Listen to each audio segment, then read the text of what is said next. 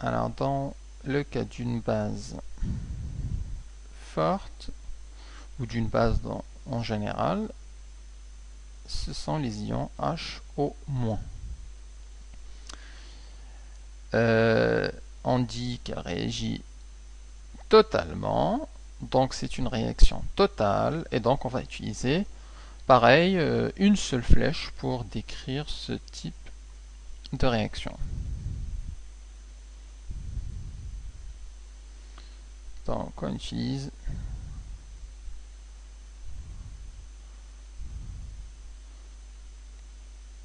une seule flèche pour exprimer cette réaction totale. Alors on peut donner un exemple.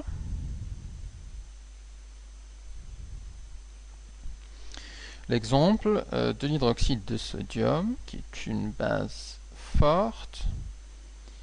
Alors, le NaOH réagit avec l'eau, H2O, et nous donne les ions suivants. Donc, l'ion HO- et l'ion de sodium Na+, et bien évidemment, pour que ce soit la réaction dans ce cas-là n'est pas équilibrée, il faut rajouter de ce côté-là de l'eau. En général, on l'écrit simplement NaOH qui donne Na+, plus HO-. Et on ne note pas le H2O, mais là je l'écris pour bien comprendre que c'est une réaction de cette base, base forte, l'hydroxyde de sodium qui réagit avec l'eau. Alors pareil, on peut faire un petit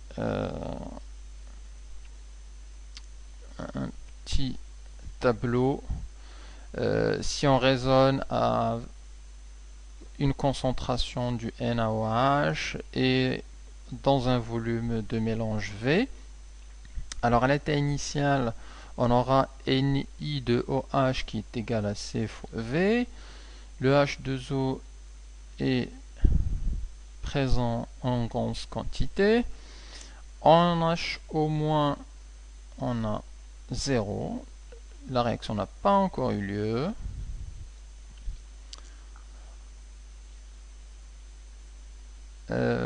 Donc ceci est l'état initial.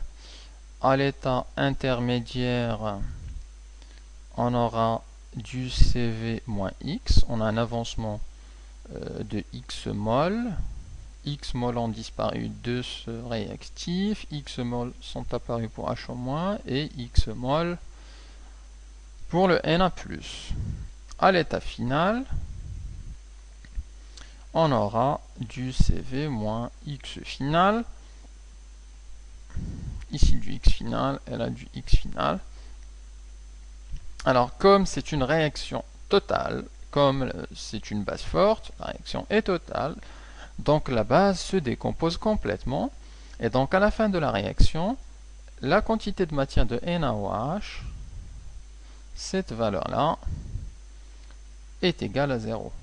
Le NaOH a complètement disparu. On ne retrouvera pas d'hydroxyde de sodium à la fin de la réaction. Il s'est complètement transformé, il s'est dissocié en ion HO-, en X final et en Na+, de quantité de matière X final. Pareil ici, vous remarquez que si je dis que CV moins X final égale à 0, alors X final à partir de là, c'est égal à C fois V. Donc on connaît l'avancement final de cette réaction. C'est ce qu'on va utiliser d'ailleurs pour calculer le pH. Alors, une petite phrase pour expliquer ce qui se passe. À l'état final, la base forte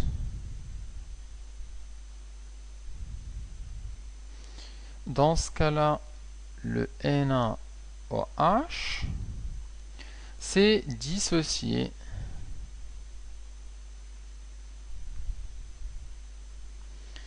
complètement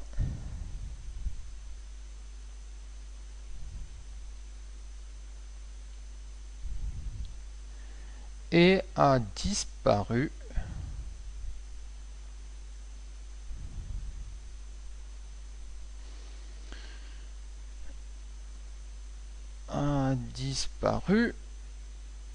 de la solution.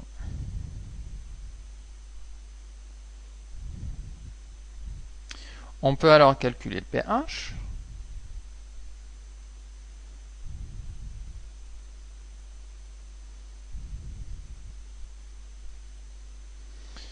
Alors, on va partir de la relation, la définition du pH. Le pH, je peux mettre un F pour dire que c'est le pH à l'état final, mais c'est implicite. On ne s'intéressera évidemment pas au pH du début, au pH à l'état initial ou au pH à l'état intermédiaire, qui n'a pas vraiment beaucoup d'importance. La réaction a lieu, donc ce qui nous intéresse en général, c'est toujours le pH à l'état final. On ne le note pas, mais c'est implicite. Alors, le pH, c'est égal à moins logarithme décimal de la concentration des ions H3O+. Alors, bien évidemment, à l'état final ici, je vais la noter quand même pour fixer les idées. Alors, quelle est la concentration du H3O+? Eh bien, on va la calculer à partir de la concentration du HO-. Comment cela? Eh bien, on a une relation entre les deux en liaison avec le produit ionique de l'eau. Et on sait notamment que on a déjà vu cette relation, la concentration du H3O+, c'est égal au produit ionique de l'eau, Ke, divisé par la concentration de HO-. Relation qu'on a vue en général sous forme de Ke égale à la concentration du H3O+, fois la concentration du HO-. Mais on déduit celle-là assez facilement. Et à partir de là, on peut exprimer la concentration du HO-. Le HO- à l'état final, on a sa quantité de matière d'après le tableau, c'est X final. Il suffit de la diviser par le volume pour avoir la concentration du HO-.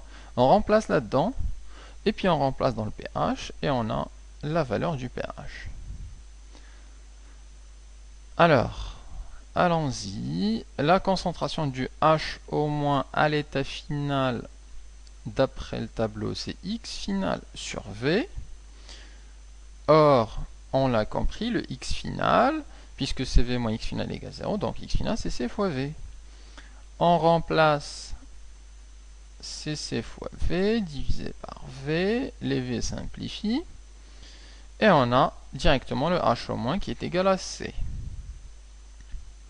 Donc à partir de là, la concentration du H3O+, c'est simplement Ke divisé par C.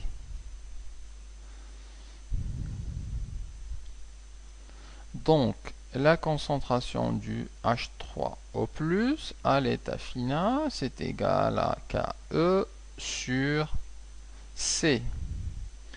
Et de là, on peut remplacer dans l'expression du pH, et on aurait le pH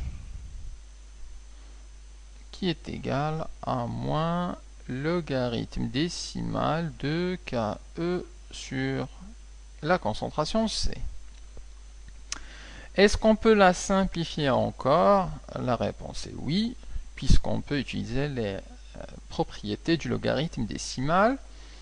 Alors, ce sont des propriétés qui proches ou quasiment les mêmes du logarithme népérien.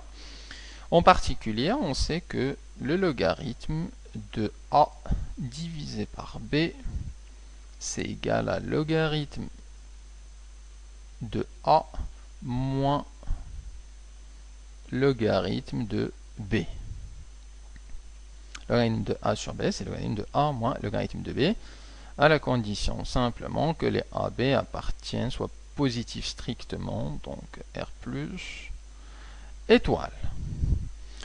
Le A c'est KE, le B c'est C, et donc on peut simplifier cette écriture. Alors je garde le moins ici en multiplié, et ça va nous donner log de A moins log de A sur B, ça va nous donner logarithme de KE moins logarithme de C. On développe le signe moins sur la parenthèse, ça va nous donner moins logarithme de KE plus, moins et moins plus, logarithme de C.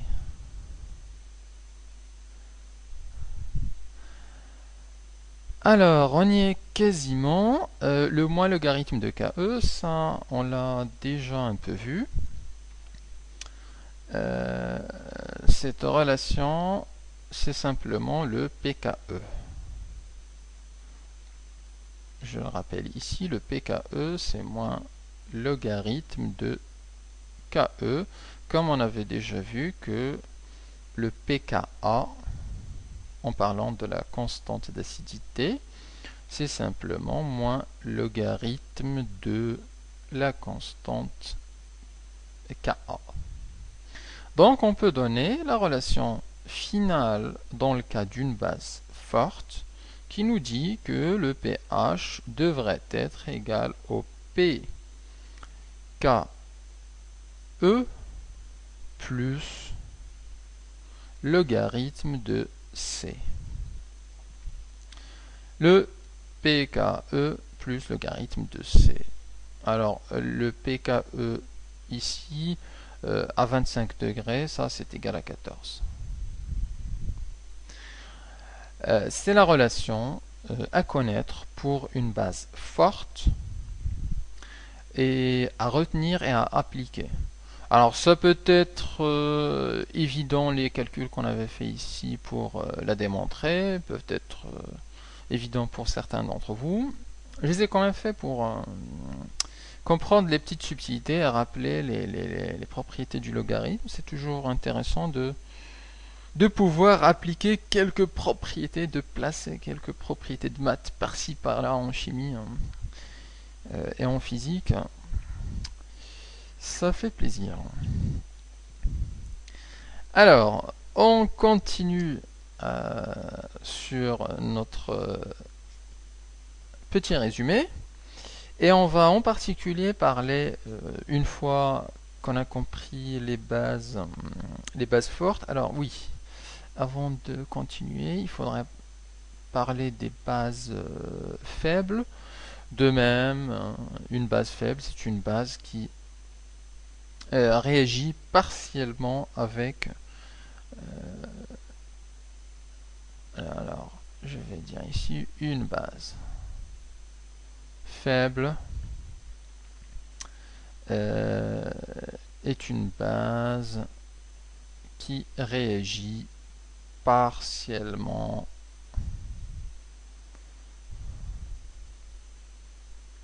avec l'eau.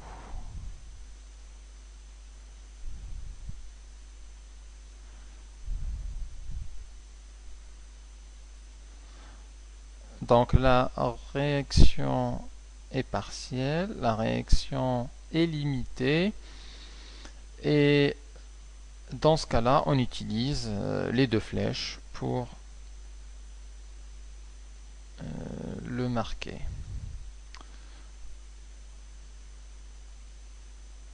On utilise la double flèche.